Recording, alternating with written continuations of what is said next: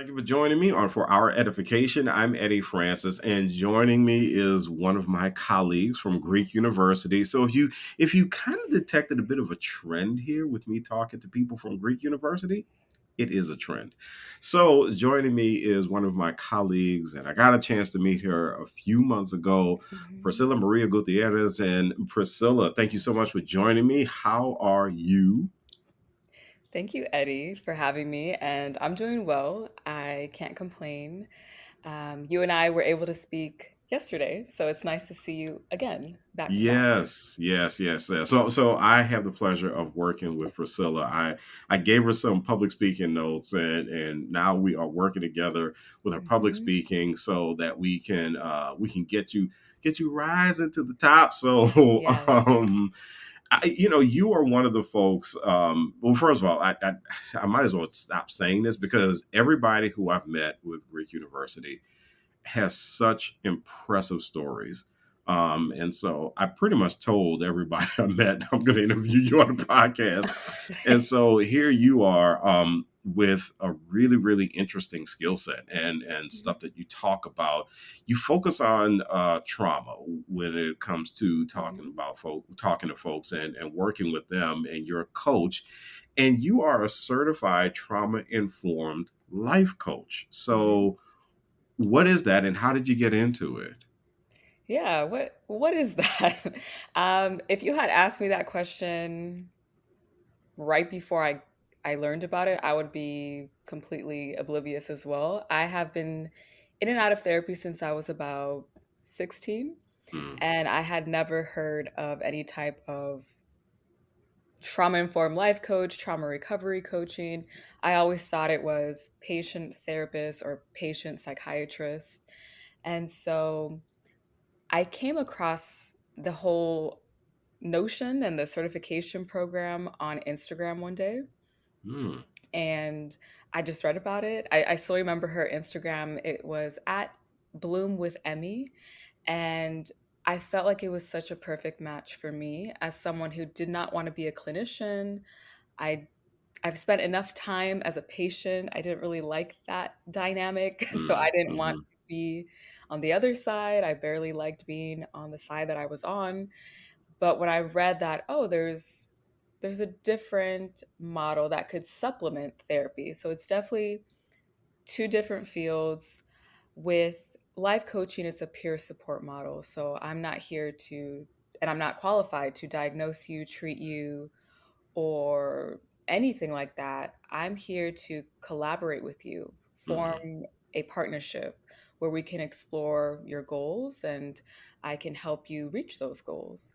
And that was exactly the role that I wanted to play because since a little girl, I've always been altruistic or concerned with others. I grew up Catholic, so that was mhm, very normal for me and also emphasized that, joy is Jesus, others, yourself. So you're supposed to be mm, very mhm, selfless.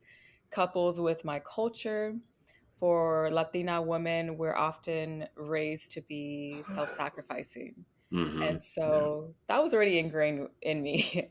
But apart from that, it also just brings me fulfillment yeah, to be of service. And so that's my love language, acts of service.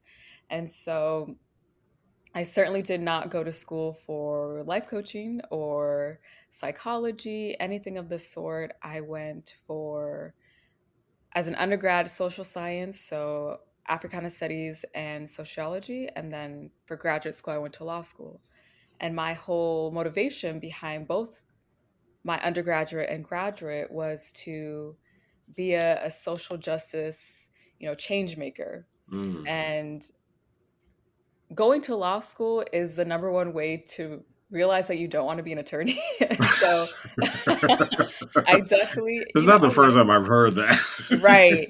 I and I take responsibility for that. I should have been more intentional. I know Yeah, now, why I was eager to just kind of find another escape, yeah, through education. Because when you're in law school, you don't have time to think about a lot of things and to do yeah, a lot of yeah, things. And so I was like, okay, that makes the most sense for me. mhm, But it wasn't a match with my way of being, with how I wanted to effectuate change. Mhm. And so I decided not to sit for the bar. I graduated, I did well, and I said, this is not for me. Now Mhm. what? And Yeah. so that time period between graduating and beginning coaching was about 5 or 4 years, around Mhm. there. And in those 4 years, I had other jobs. I worked for a law firm in a non attorney role, in a manager role. I worked for different nonprofits. I started speaking a little bit with NAMI. But once I saw that coaching, I'm like, this is what I can do. Mhm. That is my path. And also speaking. Speaking has always been in the back of my mind since I was about 14. But Really? yeah, like way in the back of my mind. What did it for me was I was living in a small town in Connecticut actually at the time. Did Mhm. you go? Were you in Hartford with us? I was at Okay. NGLA. Yep. Mhm. Yes. So I lived in Hartford County, but Okay. a very small town called Avon. Mhm. And when I lived there, it was about 17,000 people, 97% white, pretty high median income. And so I didn't fit in there. And so that was a very challenging 3 years for me. And one day I picked up the autobiography of Malcolm X. I had never learned about him. I don't know why I picked it up. I just went to Barnes and Noble and was like, I want to read more about civil rights. And I just picked his book. And I remember my dad being like, yeah, you should read it, but let's check in after you read it and talk about some of his ideas. And Mm. his Yeah. book is what really ignited a fire in me, because I had never read anything like it, like someone really holding America accountable, someone Mhm. really preaching self-help and advocating for yourself, and telling it how like it is, and not hiding behind a facade. So that really just inspired me. But life happened, a lot of different things happened. So it wasn't a dream that I ever thought I was going to pursue. Mhm. I didn't really allow myself to think about that until after law school, where it's like, okay, I have my college degree, my law degree. I felt accomplished. I felt like, okay, I did my duty as an immigrant daughter. There was never a question of whether I was going to go to college or graduate school. So it's like, I did that. Now I can really focus on me. And then I started having those thoughts again, like, wow, that would be really amazing to share my story, to share my family's story. But I had it was a far journey to get to that point of sharing out loud. Yeah. But that seed was planted a long time ago. You are even more fascinating. Okay, so now I have all Thanks. kinds of questions. I'm here for it. But I mean, so when you talk to audiences, and for folks who don't know, NAMI is National Alliance of Mental Illness. Illness. Okay, Mhm. gotcha. And so, when you speak to audiences about your past, what are the parts that you share with them that you want them to understand about you that got you to the point of wanting to be a coach? Yeah, I'm definitely selective. So thanks Hmm. for highlighting that. And I've learned it's okay to be selective. Yes. It allows myself to still process certain parts of my story, which I'm still doing. Hmm. Life will never stop lifing, so Right. things will continue to happen. Um, so what I like to focus on is mostly my college years. Hmm. So I mentioned that in our annual meeting at the age of 19. So I believe 8 days after my 19th birthday, I went to a wilderness program. And that was really a turning point and an acknowledgement that I'm not okay. And, 6 weeks living in the desert where you are interacting with just a small group of people, and every day you're getting feedback on how you're acting, how you're speaking. Interesting. And yeah, the staff will be like, Priscilla, are you open to some feedback? I'm like, yeah, sure. Be like, well, I noticed that you were kind of aggressive when you talked to this person, or I noticed that you're kind of stoic and things like that. So Huh. Yeah, so it is a very I Huh. had never even been camping outside. Yeah. So that was very, very out of my element. But it was definitely therapeutic. So you saw a psychiatrist every week. You had like group support groups every day. Hmm. You did different type of art therapy, wilderness therapy, and so it was very intense. And there's no, all right, I'm gonna go hang out in my room or something. Like, no, you are in a desert. There is nowhere to escape. There's nowhere to go. And so that was an opportunity for me to admit my childhood trauma. Yeah. And that was actually why I wanted to go. That was the real reason. Hmm. My parents strongly encouraged it because they could see, okay, she's kind of drinking, Yeah. not as focused in school, but I'm away in college, so they're not seeing me, but Hmm. I'm seeing me every day, and I know that I'm not okay. And Hmm. so I agreed to go. Nobody forced me. There was no ultimatum. Usually for these wilderness programs, if they're underage, they are kidnapped. Literally, people will Hmm. come into their room at night and force them to leave because their parents gave consent. Oh wow. I'm Yeah, that's wild. I'm glad that That's I didn't yeah. I have was that about to experience. It's say very odd. I'm not so sure I would be the one to say yeah. Go ahead, take the kid. Yeah, Yeah, man. That's rough. it's very odd. Yeah. And so because I was overage and my brother was already in it, Hmm. that's how I even like learned about this. I eventually consented because there's moments in life where sometimes you just listen to an inner voice, Hmm. even when Hmm. you Yeah. don't want to do it. And I listened, and I think maybe like the next day, or maybe that was a Tuesday, and on Thursday I was already on a plane. And the whole thing is very dramatic. They're supposed to blindfold you, and you have to do a whole intake where you undress, you squat and cough, kind of like when you're going into prison. Like I it's was just about to. That very sounds like a prison dramatic. examination. Yeah. It was very dramatic. Not that I've ever been through one, but Me neither. okay. Yeah. From what we've heard. And so, Yeah. but yeah, that whole experience is a book in itself, but Yeah. that was a turning point for me. And I wish I could say that once I left, I was cured and everything was great, but it Yeah. wasn't. Once I went back, I was actually more angry. And I know it's Hmm. hard to see me. Most people were like, "You're so quiet." And so just take my Hmm. word for it. Under the right circumstances, I'm a I'm very protective of myself. Hmm. And Yeah. so Yeah. yeah, so I was a lot more angry, a lot more Hmm. self-destructive because while I was there, I learned more family secrets. Hmm. I learned Hmm. more about the extent of my brother's addiction. Hmm. Just a lot of painful information that kind of Hmm. left me like, what was the point of that? What was the point of Yeah. Yeah. um, using latrines and not being able to take a shower for 6 weeks and things like that, just to come back and my brother's still getting worse in his addiction. I have Yeah. all these family secrets. I know more about my parents' traumas. That's a different degree of powerlessness when the people you love Mm. the most, you learn about their traumas, and it's like, Mhm. I literally can't do anything.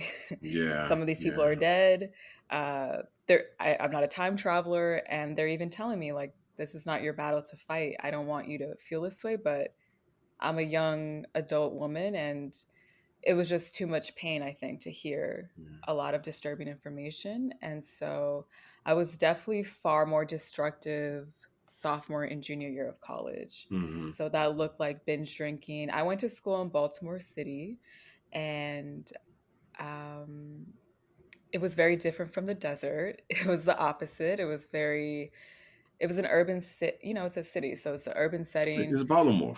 Yeah. So Yeah. and shout out Yeah. Baltimore. Baltimore has a special place in my heart. Yeah. So much love to Baltimore, Yeah. but I chose to go in certain areas that I didn't belong in. Mhm. And I sought out danger a lot. And it was kind of Mm. compulsive. Yeah. Because Yeah. I just did not have, I like to think of it as kind of like self assist or assisted self harm, Mhm. where I knew I was in certain situations where I could get hurt. Hmm. I wasn't. It's complicated. I've learned since through therapy that that's called trauma reenactment. So it Interesting. is, Yeah. yeah. So it's oftentimes subconscious where we seek out similar dynamics, whether it's Yep. repeatedly I dating can see abusive that. Yeah. partners, or we seek out just similar situations where our hope is that we can change the narrative. So I Yeah. have, yeah, and I didn't know any of this. So I was just like, I don't Yeah. know why I'm doing this, but I'm doing it. And so I'm just very thankful that I was never seriously harmed and I was able to walk away from Hmm. Baltimore with my degree and alive. Hmm. But it was very challenging. And Yeah. But you know what? Actually, you're saying that it makes me think of what I put myself through in relationships. mhm, Because I had several relationships where mhm, I dated the women I dated. They are who they are, and mhm, that's really all there is to it. I'm not going to fault them for anything, but mhm, I just it was I don't know if I can't remember the show. There was a reality show, a dating reality show with this matchmaker, and she would always tell people in situations, she was like, you know what, you have a bad picker, and I had a bad picker. And okay. so what I would do is I would date these women who were just not a match for me. And I would go through these situations where I kept dating women who would find ways to put me down. And Yeah. again, they are who they are. I don't fault them for Mhm, who they are, mhm, but I kept finding myself in these situations mhm. where I was just dating the same kind of personality. Yeah. And there was a part of me subconsciously that kept saying, well, Eddie, part of the issue is you really need to be straightened out by somebody, and she's going to do it. And Mhm, so I kept thinking that that needed mhm, to happen to me. So, what you just mhm. said about the way that Yeah. you were always looking for danger, Mhm, in my life, it was the relationships. I was always looking for somebody to quote unquote set me straight, mhm. in our Yeah. relationships. And it was through therapy Mhm. that I started to realize that it was okay for me to want to date somebody or to be with somebody who would be nice to me. Yes, And yeah.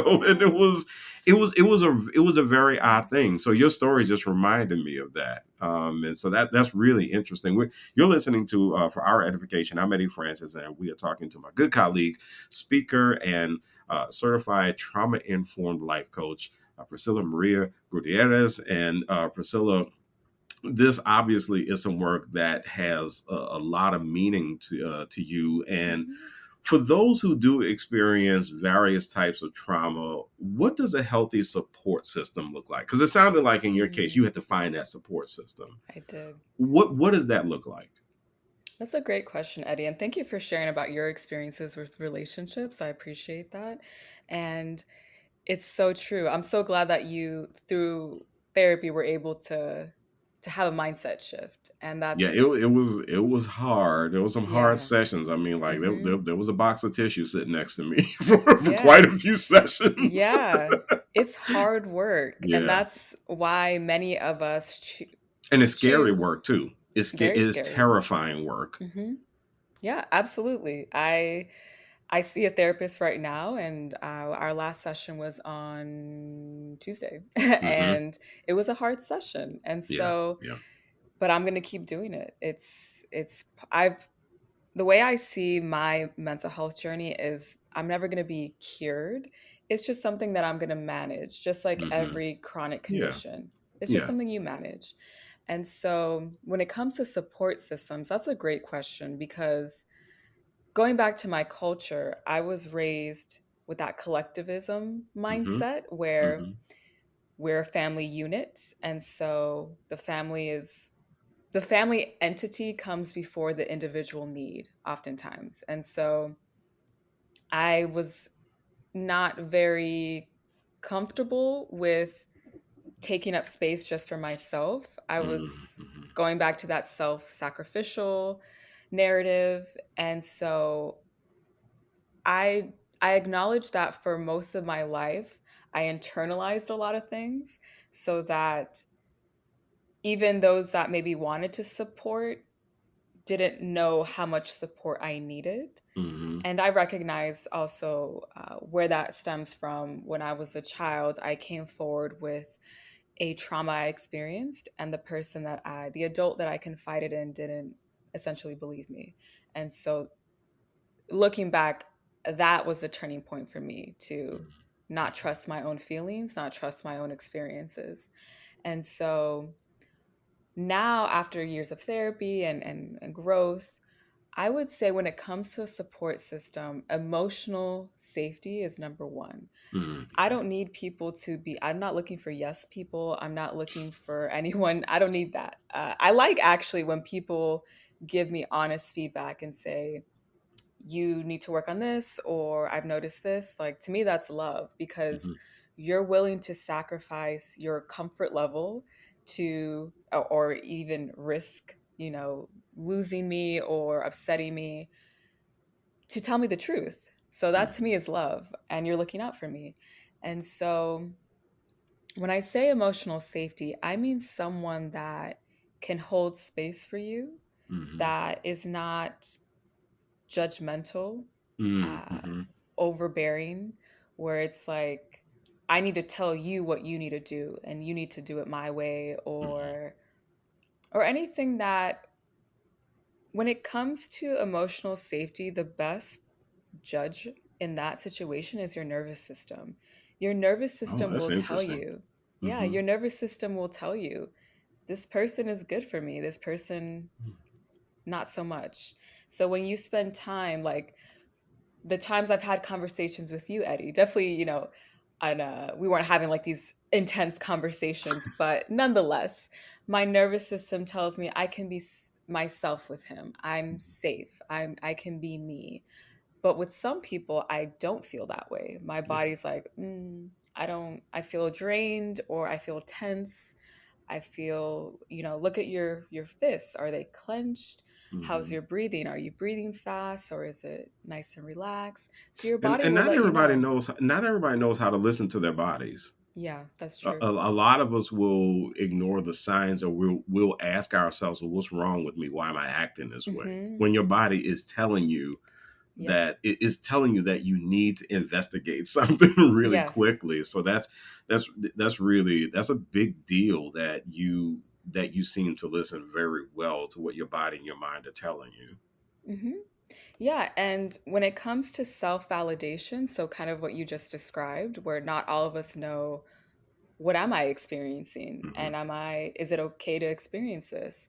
Yeah. That is something that I didn't really get a firm grasp until probably my late 20s. And I'm 33, so really not that long ago. Because for the longest time, I just didn't trust myself, my judgment, my feelings, my perspective. And so once I've mastered or become way more solid in my ability to validate myself, that's been a game changer. To me, it's a superpower where it's like, it doesn't matter what other people say. I trust Priscilla more because Hmm. Priscilla was there and she experienced it. It happened to her body, it happened to her mind. And so, and I hold a lot of compassion for younger versions of myself that didn't trust herself, because Yeah, society will, that's huge. yeah, society will tell you a lot of things. Your family will tell you a lot of things. Teachers, different institutions.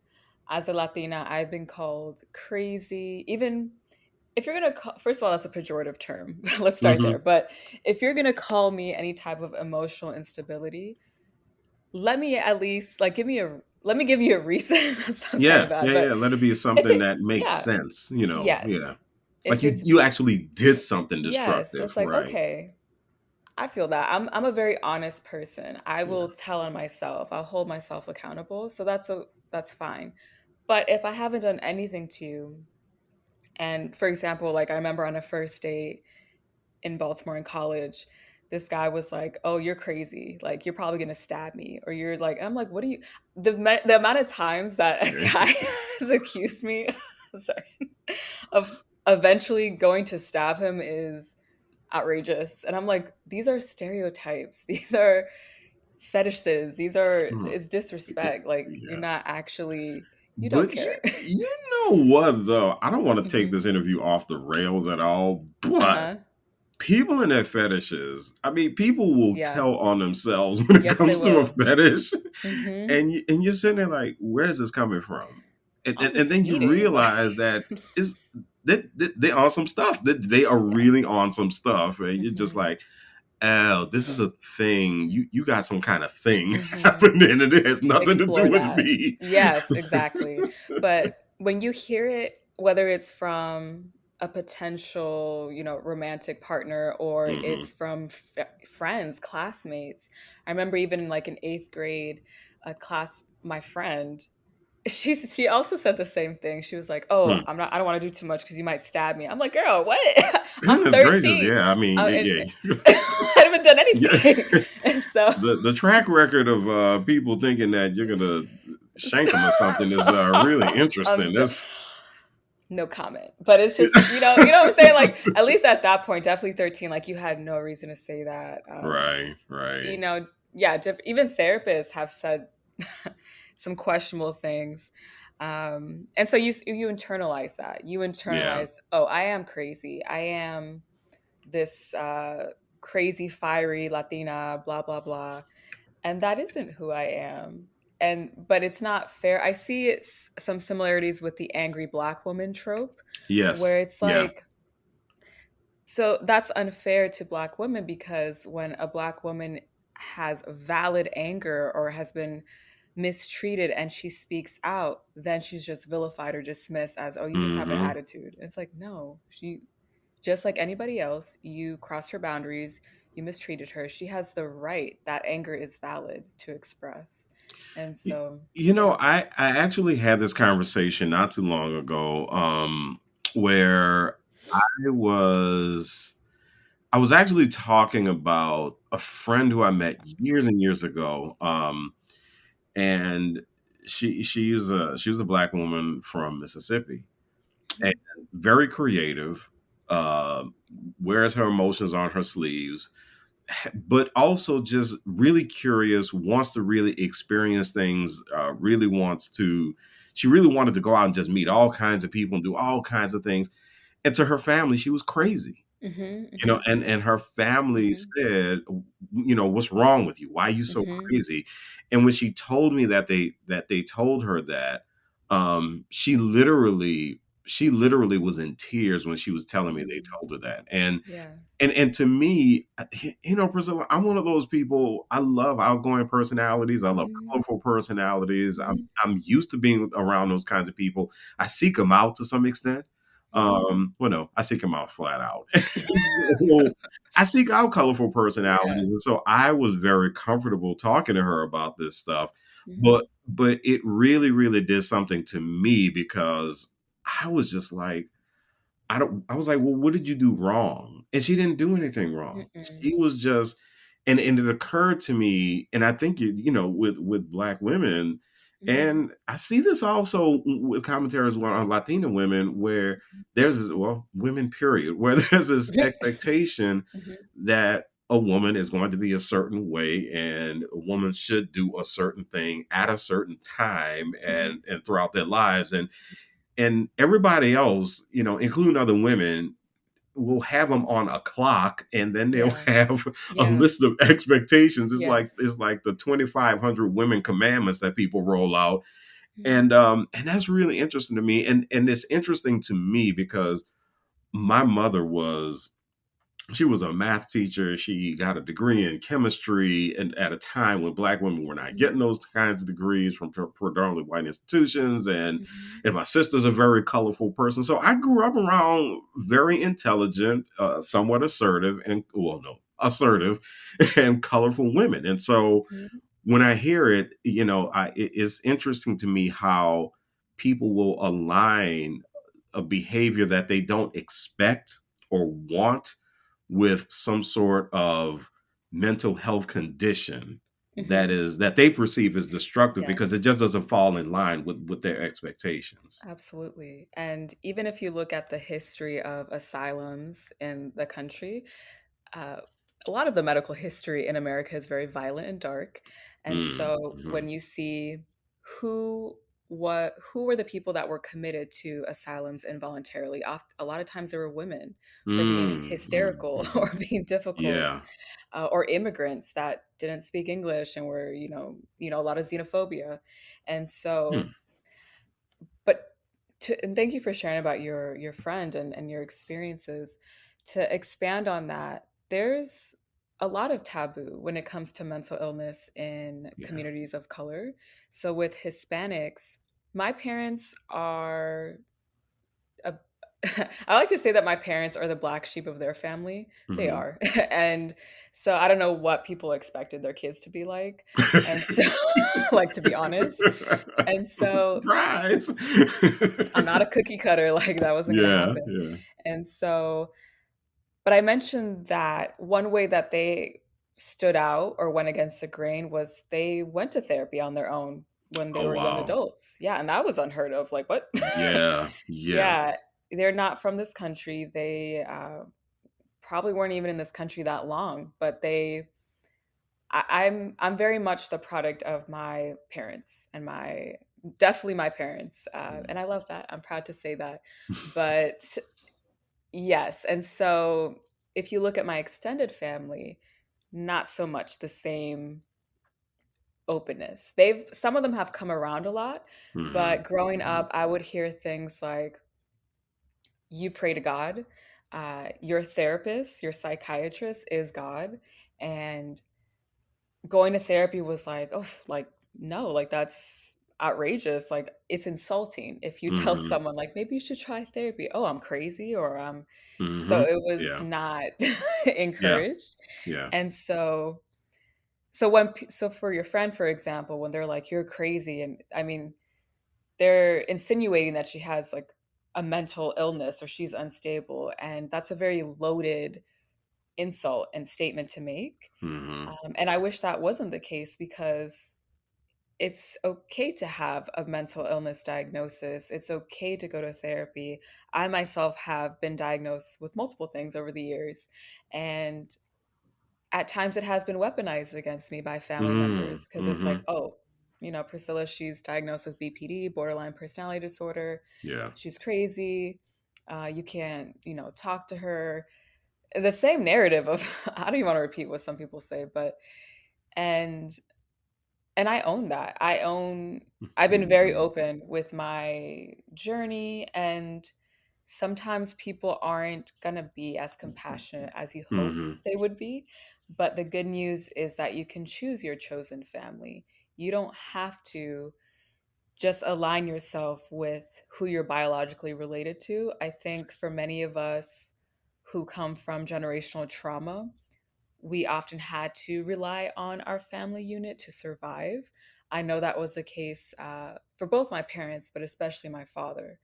And so when you come, like if we look at my mom's side, from small areas, towns, where there wasn't Facebook and social media and cell phones where you can connect beyond your neighborhood. Mhm. So I have compassion as to why that is so ingrained for the elders because that's what they knew. But in today's reality, we don't have to just rely on people that we're related to or have our same last name. We can make community elsewhere online in different parts of the world, which Yeah, has helped me a lot personally. yeah, yeah. So I want to get a couple of things from you because I really like to figure out what people are doing to move themselves forward, and so what gets you out of bed? What gets you motivated, and really gets you to want to, number one, develop yourself as a person, but then also be of value to the people around you. Mhm. My number one driver has always been community impact. So I am someone that really loves connecting with people. So even like when we were in Dallas, on my way to the Airbnb, I was talking to the Lyft driver, and he happened to also be Central American, and he also came because of the war, except he went into Canada, and we were just having like a heart to heart. I learned about his daughter. I learned about, their whole and I that to me is just very fulfilling. I love to know people's stories. I'm always reading memoirs, listening to podcasts. So Hmm. I really love human connection. And I really love when I'm able to be an instrument to someone else's healing journey. That makes me happy. Hmm. So the last thing, and I always ask this question of my guests, and I end every conversation this way. Let's say that you are a skywriter and you get to write a message for the edification of the nation. So, Mhm. Priscilla, what would your message be? I would say what I said earlier, that self validation is your superpower, and just really encourage people to build the trust that they have with themselves. Because once you build that trust, other people's opinions, other people's judgments become less and less important. So I'm at the point in my life where someone, if you're not my parents or my brother, you're respectfully to everyone listening, your opinion just doesn't weigh as much. Yeah, It's like, yeah. nah. There are the few people that, yes, if they say something, it will hurt my feelings. But if someone else says something, it is what it is because I know myself. I know my values. I know how I carry myself. And so self validation.